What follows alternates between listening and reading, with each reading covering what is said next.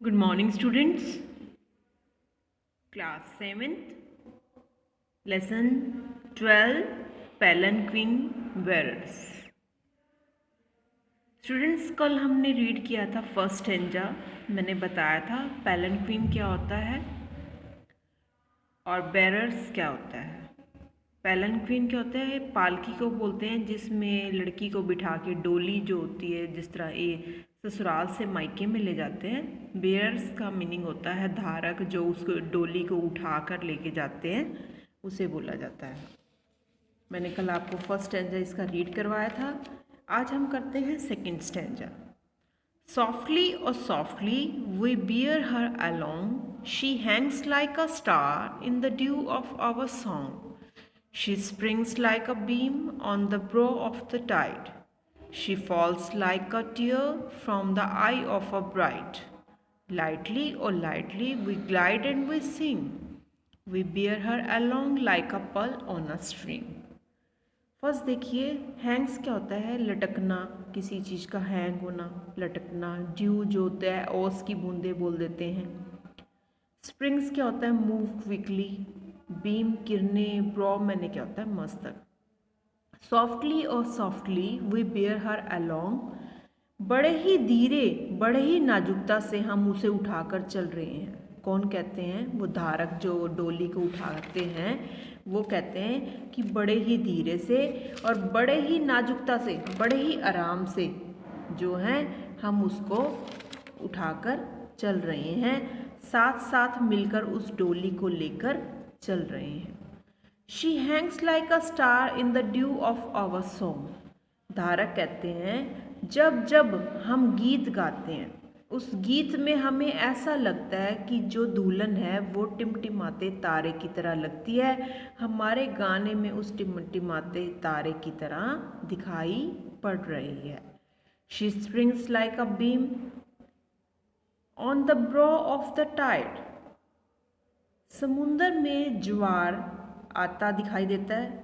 छोटी छोटी, पहले तो लहरें छोटी आती है। जब ज्वार भाटा वो जो आता है, आपको पता है पहले तो छोटी लहरें आएंगी, फिर वो बड़ी होती जाती हैं, फिर एकदम बड़ी होती है। वह बहुत तेज़ी से उस रोशनी की किरणों में छोटी सी लहर पर पड़ती है। ब्रो मैंने पड़ती है। जब उस छोटी सी लहरों पर पड़ती है, एक बहुत सुंदर सा दृश्य बनाती है।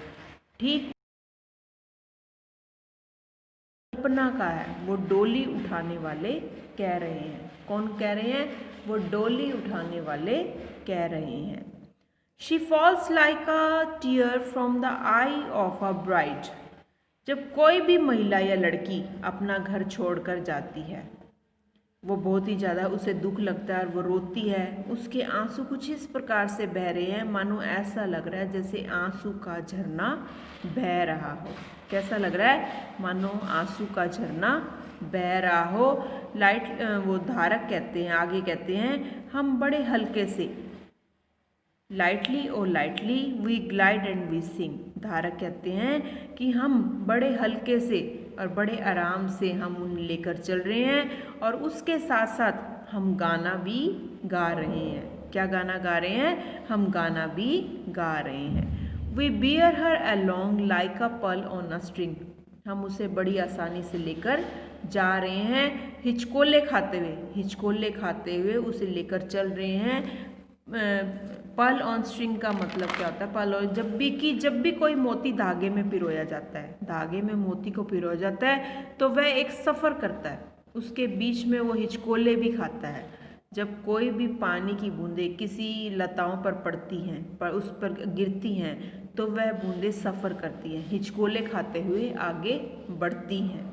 इसलिए धारक कहते हैं हम उस दुल्हन को, उस डोली को और उस बड़े ही सरलता से हिचकोले खाते हुए लेकर चल रहे हैं। ये जो बेटे पोएम थी पैलनक्विन बेयरर्स, मैंने आपको इसके बारे में बताया।